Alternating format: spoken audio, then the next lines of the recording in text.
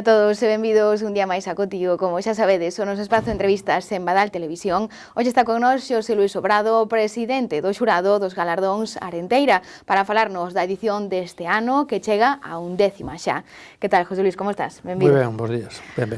Bueno, como acabo de comentar, xa superamos ese Ecuador dos 10 anos, chegamos a esa 11ª edición, e creo que por fin podemos decir que unha edición sen pandemia, non? Sí, pues esperamos que sea unha edición normal despois de xa de 3 anos pues, con moitas restriccións de tipo sanitario. E, eu creo que este ano pues, vai ser xa, digamos, esa imaxe que todos esperamos de ver a xente xa sin mascarillas e ver con esas precaucións que hai que tomar, pero xa completamente non esquecido, pero xa deixado un pouco de lado todo o tema da pandemia, sí. Contanos un pouco como foi a edición deste ano, non sei se, estaba claro un pouco eses gañadores, houbo algunhas dúbidas, houbo empate técnico, por así decirlo. Sí, este ano, pois, houbo moita participación a hora das votacións. Estuvo a cousa máis axustada, pero, normal, como casi todos os anos, non temos moito que, o xurado non ten moito que dilucidar, porque son as entidades encargadas de elexilos as que deciden quenes sexan os galardoados, e neste caso pois tamén quedou claro. O único que sí, pois coa incorporación dese novo galardón que imos entregar, sí, aí tuvemos que ser unha cousa que nos decidimos, pero polo demais foi unha cousa moi normal, como ven sendo todos os anos. Vamos a falar entonces dos premiados, neste caso Deportes, Club Baloncesto Maside, Cultura para Eduardo Bernárdez, título póstumo María Teresa Miras Portugal, que ademais coincide que foi tamén galardoada na primeira edición dos Arenteira, non?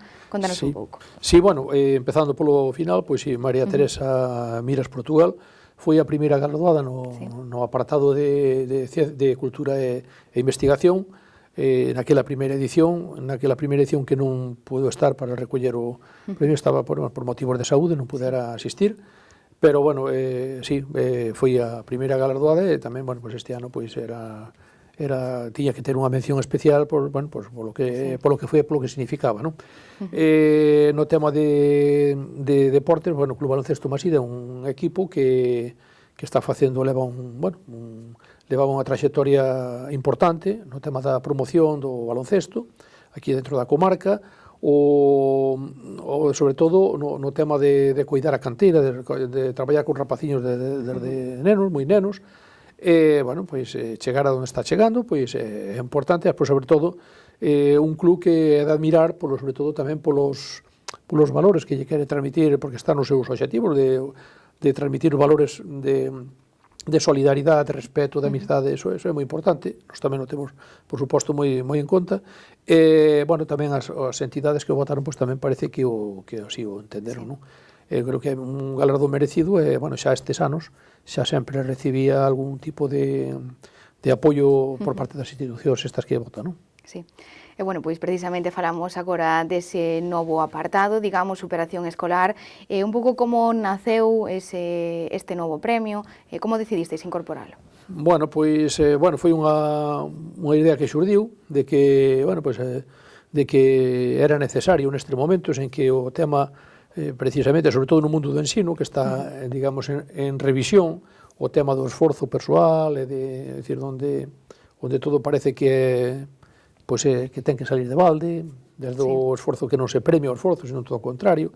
Entón, nós un pouco en sentido contrario, dixemos, hai unha serie de persoas que se non se lle reconoce dunha maneira que reconocer de outra. Entón, decidimos crear un novo galardón que ten unhas bases específicas, que é elexido, ou proposto polos colexios daqui da comarca do Carballo, públicos e privados, que imparten a ESO e o bacharelato. Entón, calquera alumno é formación profesional. Calquera alumno deses apartados, é proposto pola dirección, e nós, aí, si o xurado, si decidimos nós. No caso desta rapaciña, eu creo que é moi meritorio, é un caso, dos raros casos da comunidade xitana que, chega aí, que ten unha rapaza que ten incluso ansia e ganas de chegar a máis adiante, Eu entendo que aí pois, estaba claro que o despois do que da exposición de motivos que fixeron desde o centro, do que leva traballado, dos problemas que sufre. Claro, estamos falando dunha persona que ven nunha comunidade que carece de moitos medios, que non por sorte, nos podemos disfrutar deles, non? Dunha cousa tan básica como un ordenador hasta, bueno, pois moitas cousas, non? Outro tipo de carencias educativas desde o primer momento. Entonces, bueno, pois valoramos eso, entendimos que era merecente dela e, bueno, pois nese sentido pois fixemos a nosa proposta para que se lle fora, para que concederlo. Bueno, no tema cultural que antes salteimo, que ti me preguntache, pois o tema cultural Eduardo Bernárdez é unha persona tremendamente coñecida no Carballiño, ligada ao mundo cultural, ao movimento cultural do Carballiño desde os anos xa 60, finais dos 60. Eduardo é unha persona xa activa no mundo da cultura, é un dos promotores e fundadores da agrupación cultural Avantar, unha das máis antigas hoxe de Galicia. É un home que está bueno, pois estuvo pois, prácticamente en todos os movimentos asociativos aquí da zona.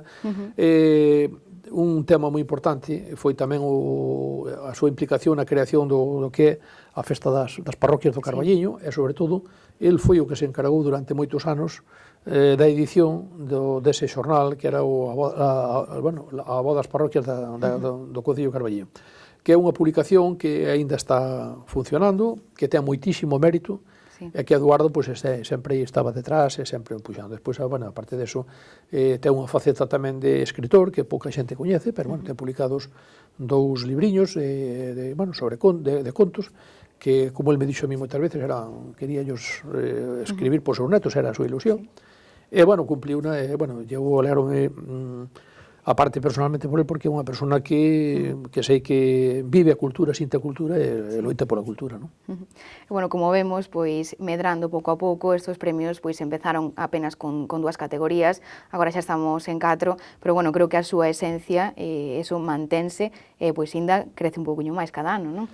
Bueno, eso xa dependerá sempre de moitas cousas, non? Sobre todo depende da vontade deste caso dos promotores, que aparta o telar inteiro. Bueno, en ese sentido eu creo que aí Manolo, como voz visible, cara visible de aparta o telar inteiro, ele é un amante deste tema da cultura.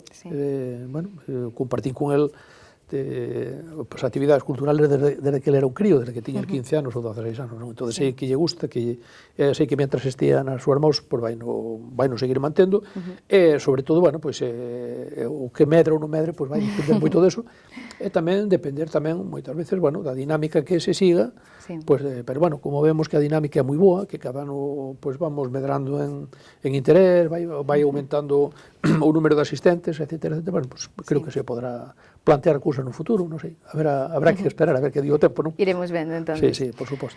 Bueno, entonces creo que non nos queda máis que convidar a todos a desfrutar desa gala de entrega de premios o próximo día 25, non? 25 ás 8:30 no Auditorio Manuel María do Carballiño. Moi ben. Bueno, pois ali estaremos, verémonos ali, tamén os premiados. Bueno, noraboa por o traballo que hai detrás destos premios e tamén polo esforzo do xurado. Bueno, a vos tamén, porque algo tamén vos toca, así que moitas gracias tamén. Moitas gracias, José Luis. E, bueno, os nosos espectadores tamén moitas grazas por estar con nós. Recordamos esa cita o próximo 25 de novembro no Auditorio cos Galardóns Arenteira.